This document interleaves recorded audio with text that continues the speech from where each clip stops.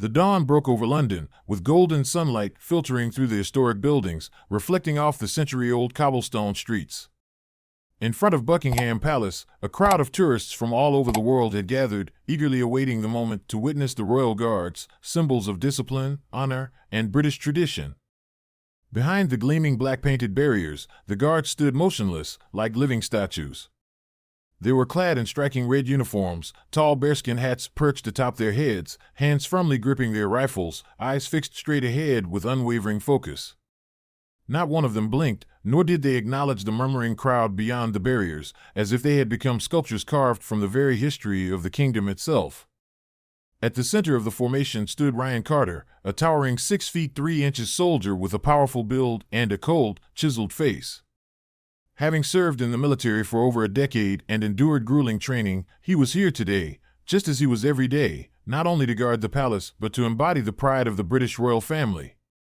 The morning air was crisp and peaceful, yet beneath the surface lay an invisible tension.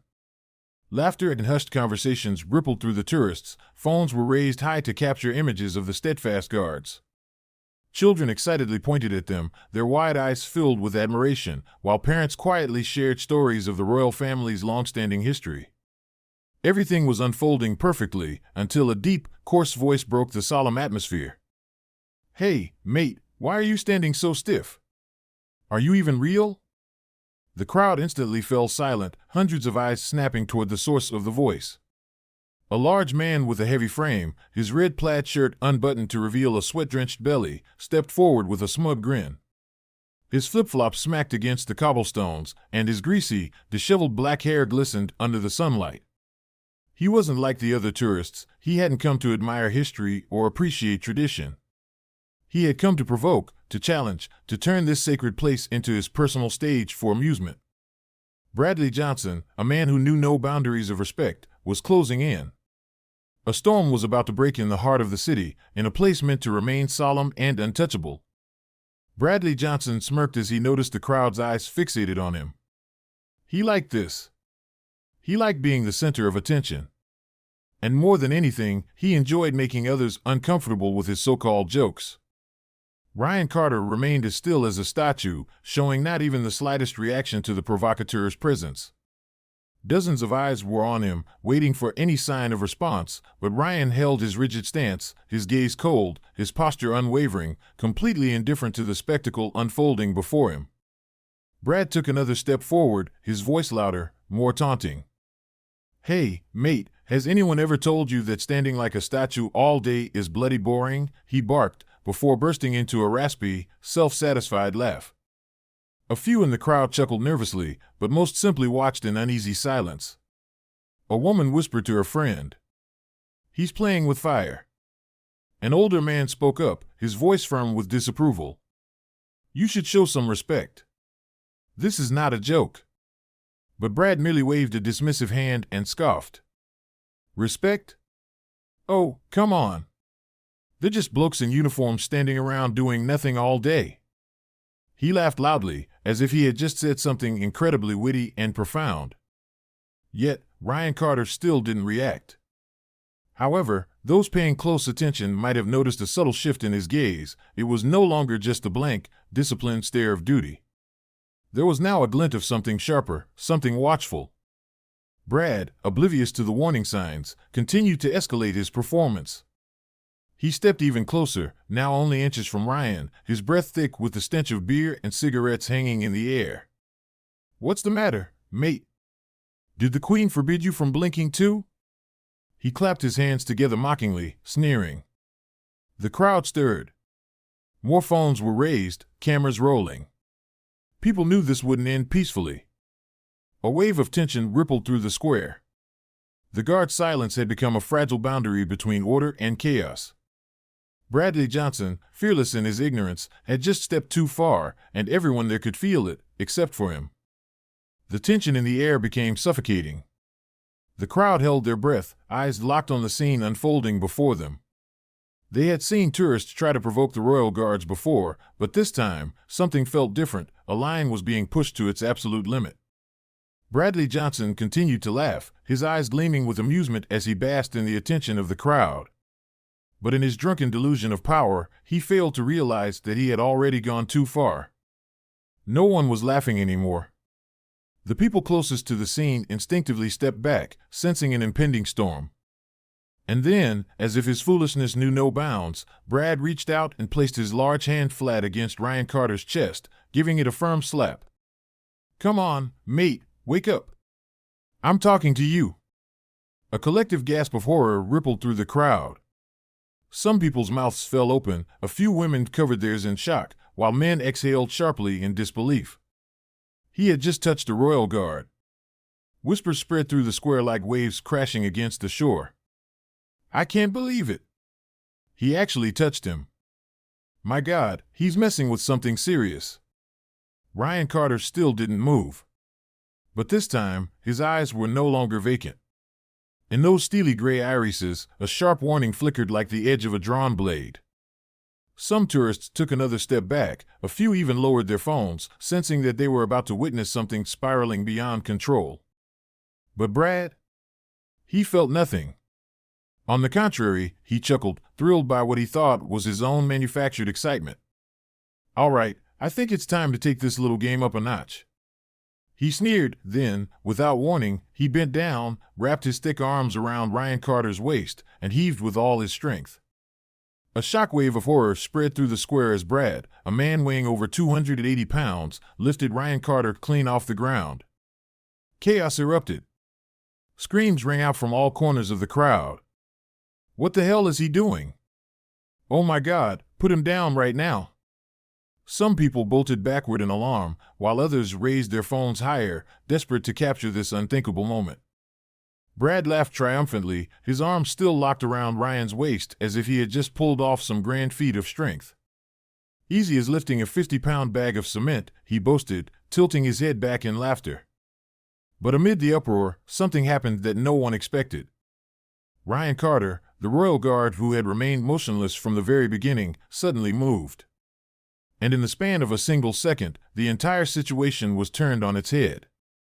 The moment Bradley Johnson lifted Ryan Carter off the ground, the entire space in front of Buckingham Palace seemed to freeze. A single second of deathly silence stretched out, as if the entire world had stopped spinning. Then, the screams erupted. "What the hell is he doing? Put him down immediately!" Phones were no longer just recording devices, they had become witnesses to a historic moment, capturing the actions of a fool who had crossed the line of respect. Brad was still grinning, holding Ryan tightly in his massive arms, smug as if he had just won a wrestling match. "See? I told you. He's light as a feather. I don't get why everyone is making such a big deal out of this." But no one laughed. Not a single chuckle, not a single approving glance. Only pale faces, wide eyes filled with shock, anger, and disbelief. And then, everything changed. Silence settled over the square again, but this time, it wasn't shock, it was anticipation. Because everyone could feel it. Something terrifying was rising, not from the crowd, not from the security forces, but from Ryan Carter himself. His gaze turned ice cold, sharp as a blade unsheathed. Through all the mockery, the physical contact, and being lifted like a mere object, he had held firm, bound by the unbreakable discipline of his duty. But now, everything had changed. Ryan moved. With a sudden, precise motion, fast, powerful, and calculated like a trained fighter, he planted his foot down hard, jerking his body backward with explosive force. Brad, completely unprepared for the reaction, lost his balance instantly. The arrogance, the smugness on his face vanished in an instant, replaced by sheer panic as he felt gravity yank him downward. And then, he fell. It was not a soft fall. A deafening thud echoed through the square as Brad's heavy frame slammed into the unforgiving stone pavement, the impact reverberating like a thunderclap. The crowd erupted. "Oh my God! He's down! I got the whole thing on video. This is going to explode on social media." Brad scrambled to sit up, eyes wide with shock, pain, and disbelief. But Ryan? He was already back in position, standing tall, his expression unshaken. And then, for the first time, he spoke, his voice like the crack of a gunshot. "Sir, you have crossed the line. Step back immediately. The words were clear, firm, and absolute, leaving no room for argument. Brad, who had been so arrogant and full of himself just moments ago, now looked like nothing more than a humiliated fool, left to face the silent judgment of the hundreds surrounding him. But it wasn't over yet. Because just as Ryan finished speaking, another sound echoed through the square. A sound far more terrifying. The heavy footsteps of the approaching security forces. Bradley Johnson scrambled to his feet, his face flushed, not just from pain, but from the sheer humiliation of being watched by hundreds of eyes. He was used to being the center of attention, but never like this. Never as the fool. Ryan Carter remained motionless, his gaze sharp as a blade, his face unreadable. But everyone watching understood, the soldier had given his warning, and it had been the final one. Brad shook his head, growling like a wounded animal, desperate to salvage what remained of his dignity. "It was just a joke, mate," he muttered, rubbing his aching elbow. But no one in the crowd saw it as a joke anymore. Those who had chuckled when he taunted Ryan were now silent, their amusement replaced by uneasy regret. The ones who had filmed for entertainment now felt guilty as they witnessed a man brought down by his own arrogance. And worse, Brad realized he had lost the crowd. He scanned the faces around him, searching for a smirk of approval, a nod of encouragement. But all he found were cold stares, some disappointed, others outright disgusted. "He really doesn't know when to stop," a middle-aged man muttered. "Why couldn't he just respect the tradition?" a woman sighed, shaking her head. Brad clenched his jaw, frustration burning in his chest. But before he could do anything, a sharp voice cut through the tense air. "Step away from the area immediately." The command was strong, authoritative, and thundered across the square. Brad froze, a chill running down his spine. He turned and faced the last sight he wanted to see. Security. Officer James Mitchell, a towering man clad in a black uniform, his gaze cold as steel, was approaching with steady, unyielding steps. There was no hesitation in his movements. No mercy.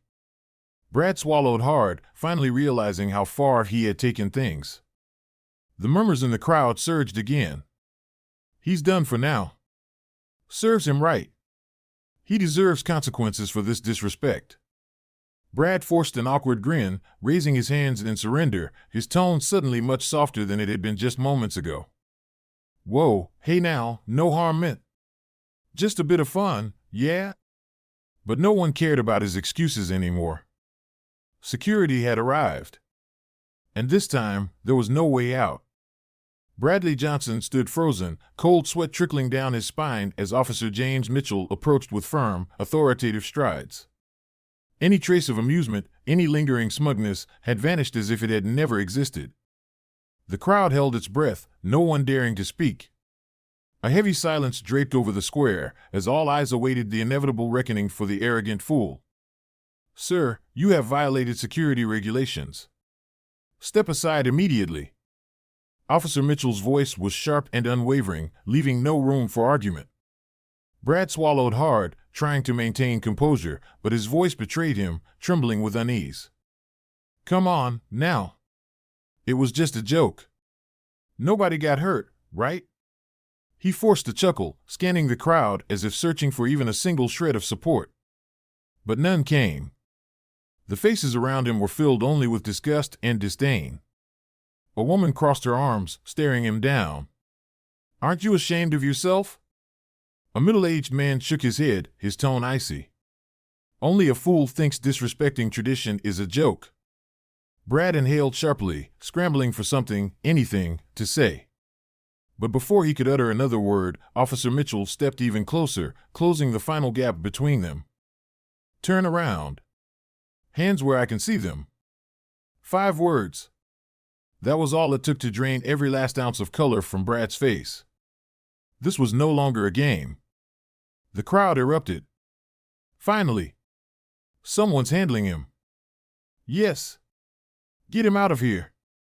I hope he's banned from ever coming back." Whispers turned into cheers. Camera flashes flickered like lightning, capturing the moment an arrogant man faced the consequences of his own disrespect. Brad was no longer laughing. Slowly, hesitantly, he raised his hands, his heart pounding in his chest as Officer Mitchell spun him around, gripping his wrists and snapping cold steel cuffs around them. "Wait. This isn't necessary. I was just. You are under arrest for violating security protocols and disrupting public order." The declaration rang out, firm and final, like the gavel of a judge delivering an unappealable verdict. The crowd erupted, not in chaos, but in relief, in satisfaction. Scattered applause turned into a rising wave, growing louder and louder. Brad was escorted away, his large frame suddenly looking small, insignificant, and utterly defeated. No one recorded him now out of curiosity or entertainment, only out of contempt. Ryan Carter remained where he had stood all along, unshaken, unmoved, a sentinel of discipline and duty. Yet, in his eyes, for the briefest moment, a flicker of something passed. A victory, not won with fists, but with honor and unwavering resolve. Within hours of his arrest, Bradley Johnson had become infamous in the worst possible way. Videos capturing the moment he taunted, lifted a royal guard, and was arrested on the spot flooded social media. They spread like wildfire, racking up millions of views and furious comments. "This has to be the dumbest guy to ever visit Buckingham Palace. I've been to London many times and never seen anyone dare to do this. Who does he think he is?" A harsh lesson for those who don't respect tradition. Brad sat on the defendant's bench, his vacant eyes staring at his wrists, still bound by the cold, metallic handcuffs. No more laughter. No more smug grins. Only emptiness. And fear. A once imposing man, who had strutted around with an air of false strength and confidence, now looked smaller than ever. Across the courtroom, a large screen replayed the exact moment the world had already seen. Brad stepping past the restricted line. Brad placing his hands on the guard. Brad hoisting the soldier into the air as hundreds of tourists watched in disbelief. The evidence was undeniable. There was no way out. The judge, a stern-looking British man, slammed his gavel against the desk, silencing the room. "Bradley Johnson, do you have anything to say before sentencing?" Brad swallowed hard, knowing that no excuse would save him now. I didn't think it was that serious," he muttered, his voice shaky. The judge's expression remained unchanged. "You knowingly violated security regulations at one of the most symbolic and revered locations in the United Kingdom. You disrupted public order, trespassed in a restricted area, and engaged in an unacceptable act against an active-duty military personnel. Do you truly believe this is not a serious matter?" A heavy, deathly silence filled the courtroom. Brad lowered his head, sweat beading on his forehead. He had nothing left to say. The judge glanced at the sentencing report, gave a firm nod, and declared in an uncompromising tone, "The defendant is hereby sentenced to 6 months of suspended imprisonment, a £10,000 fine, and deportation from the United Kingdom with a 10-year entry ban." Court dismissed. The final bang of the gavel echoed like thunder, sealing Bradley Johnson's disgraceful fate in London. He was no longer a dominant force. No longer the center of attention. He was just a failure. A harsh lesson for anyone who dared to disrespect tradition and honor. News of Bradley Johnson's trial spread rapidly across all media platforms. Images of him standing in court, head bowed, face pale as he listened to his sentencing, became a symbol of disgrace. Meanwhile, the video of the incident continued to circulate with millions of shares, but this time, the focus had shifted. No longer was it about the disrespectful tourist. Now, the world was talking about the man who upheld his honor, Ryan Carter. Brad was no longer seen as funny or entertaining. He was now nothing more than a cautionary tale, a warning to those who might disregard tradition. But on the other side of the story, Ryan Carter's name was celebrated. The British press ran headlines praising his composure. Royal Guard displays unshakable discipline against American tourists' provocation. Honor and duty, a lesson in resilience from a soldier who stood firm amid chaos. Morning television programs covered the event, analyzing every detail of the video, praising Ryan's patience, professionalism, and unwavering spirit. At the military barracks where Ryan Carter was stationed, a special commendation ceremony was held in his honor. Inside the solemn hall, dozens of fellow soldiers stood in formation, their eyes filled with pride as they watched their comrade being recognized. A high-ranking officer stepped forward, his gaze carrying deep respect. This soldier has proven that honor is not found in throwing punches, but in unwavering discipline and loyalty to duty. A thunderous applause erupted, not just from his fellow soldiers, but from hundreds in attendance. Ryan stepped forward, accepting the Medal of Honor as it was pinned to his chest. The silver emblem gleamed, reflecting the light of pride and integrity. Yet, Ryan said nothing.